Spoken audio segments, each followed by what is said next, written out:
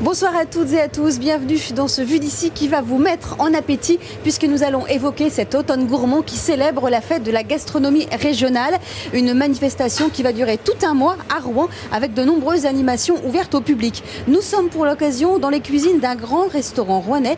Il appartient au prestigieux réseau des Toques Normandes et a décidé de participer à cette manifestation pour de nombreuses raisons.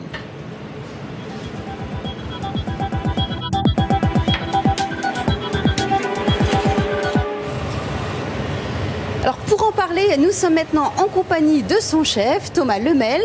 Merci. Bonjour. Bonsoir, merci de nous accueillir ici dans vos cuisines. Expliquez-nous ce choix, pourquoi est-ce que vous avez décidé de participer à Automne Gourmand ?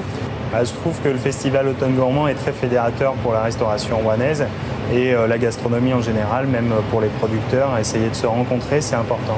Justement, comment se porte la gastronomie aujourd'hui dans notre région, selon vous ? Nos clients sont très férus de gastronomie, ils sont très curieux et je trouve qu'elle se porte pas mal. Alors par exemple, qu'est-ce que vous allez proposer dans le cadre de cet automne gourmand ? Vous avez des plats en tout cas qui vous tiennent à cœur, que vous allez essayer de faire partager ? Oui, notamment on travaille sur la poule de Gournay qui est là et donc d'une façon un petit peu différente. On essaye de voyager avec, on la travaille donc les cuisses en samoussa, les filets avec une sauce un peu asiatique. Donc ça leur permet de s'évader avec des produits normands. Oui, parce que ça, c'est pas très normand, les fils asiatiques. Ah non, du tout, mais pourquoi pas prendre un produit normand et l'accommoder d'une façon différente. Je pense que ça fait la richesse de la cuisine française. Alors, cette cuisine française, vous essayez aussi de la faire partager. Vous donnez des cours de cuisine notamment. Pourquoi ? Ça fait partie aussi de tout ce concept ou pas ? J'aime partager mon savoir, j'aime en tout cas donner des petites astuces et puis discuter avec mes clients, échanger, c'est très enrichissant. Mais est-ce que ça vous permet aussi de développer aussi cette gastronomie normande, de donner aussi un petit peu le goût au public ? Ah oui, je pense qu'intéresser les gens, de leur faire cuisiner, ça permet d'enrichir en tout cas notre patrimoine gastronomique. Ouais. Ah, merci beaucoup Thomas Lemel et on vous souhaite surtout un excellent service. Merci à vous.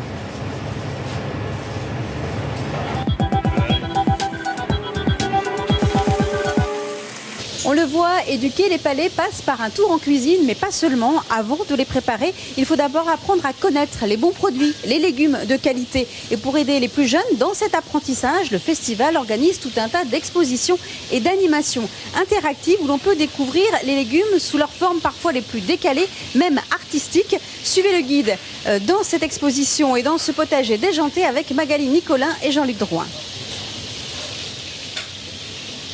Bonjour les enfants. Aujourd'hui, c'est Martine qui accueille les enfants. Elle va les amener à réfléchir et à créer autour du potager déjanté. Une réflexion qui commence par la présentation d'œuvres de créatrices locales. Graphistes, peintres ou créatrices de bijoux, les adultes aussi ont imaginé leur propre potager.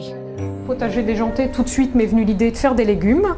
Et puis comme j'aime bien les créations rigolotes, colorées, tout de suite des petits légumes rigolos autour du cou. Et voilà, on obtient le collier qui n'est pas vraiment celui de Madame Tout-le-Monde, mais qui tout de suite amène des sourires sur les visages.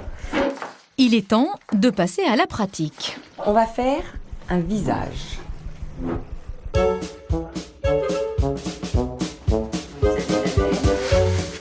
J'ai pris des petites noisettes pour les cheveux, des coquilles de noix pour les yeux, une courge pour le nez et des radis pour la bouche. Une fois la nature morte composée, les artistes en herbe s'essayent à la reproduction de leur œuvre.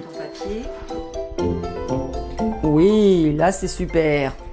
Encore une petite photo souvenir pour les parents avant de repartir leur dessin sous le bras. Pendant tout le mois d'octobre, Cité Môme propose d'autres ateliers sur le thème cette fois des légumes en 3D et des super-héros du potager. Alors, ces légumes et ces produits de qualité, ils sont au cœur de cet automne gourmand qui, pour la première fois, va durer tout un mois. C'est un festival de la gastronomie qui est organisé notamment par la mairie de Rouen. Et pour en parler, nous sommes en compagnie de Bruno Berteuil. Bonjour. Bonjour monsieur, vous êtes un peu le grand chef en la matière si j'ose dire. C'est la première fois que vous organisez cet automne gourmand sur tout un mois. Pour quelle raison? Pour quelle raison? C'est-à-dire qu'on est à l'automne, en fait, il y avait déjà la fête du ventre, il y avait déjà des petites choses qui existaient et on s'était dit qu'il fallait créer un lien entre tout ça.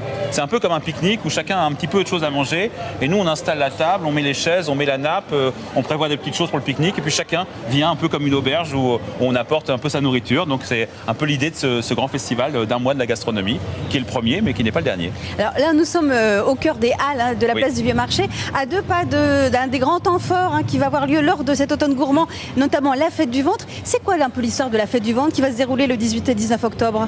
La fête du ventre, c'est une vieille fête rouennaise qui datait des années 30-34, la première fois, parce qu'ici on était à ce moment-là, non pas dans des halles ouvertes à tout le public, mais le marché de gros en fait.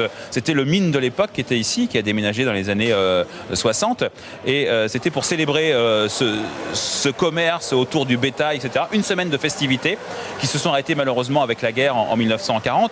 Ça s'appelait la fête du ventre, un peu en référence au ventre de Paris. Vous voyez, vous connaissez le roman de Zola sur les halles. Le fait du ventre, c'est ça, c'est pas le ventre celui qu'on le remplit, mais c'est bien le ventre, la nourriture qui vient nourrir toute la ville. Et en 2000, une association, Rouen Conquérant, a décidé de remettre ça au goût du jour. C'était au début Rollon, puis ça a pris beaucoup d'ampleur. Maintenant, il y a, je ne sais pas combien, plus d'une centaine d'exposants. Alors, autre temps fort aussi de cet automne gourmand, il y aura le concours de la tarte normande. Oui. De quoi s'agit-il exactement? En fait, l'idée, c'était de faire participer les gens. Alors, on peut s'inscrire sur le site de la mairie. Et donc il y aura des jurys qui se réuniront le 11 et le 18, ce grand jury qui aura lieu sur la fête du ventre, qu'on dégustera avec des chefs français, des chefs de Cleveland aussi qui sont nos invités, nos amis invités, pour redonner le prix de la meilleure tarte normande. Les prix sont vraiment intéressants, c'est-à-dire qu'on gagne des repas ici dans des restaurants rouennais, des cours de cuisine avec des chefs rouennais, des livres de cuisine, bref, de quoi satisfaire toute son envie autour de la cuisine. Écoutez, merci beaucoup Monsieur Berteuil, tout ça est bien alléchant et je rappelle que le menu de cet automne gourmand est disponible aussi sur le site internet de la mairie de Rouen. Ce Vue d'ici maintenant terminé. Merci à tous pour votre attention et votre fidélité. Dans quelques instants, votre 19-20 se poursuit. Excellente soirée à tous sur France 3 et bon appétit.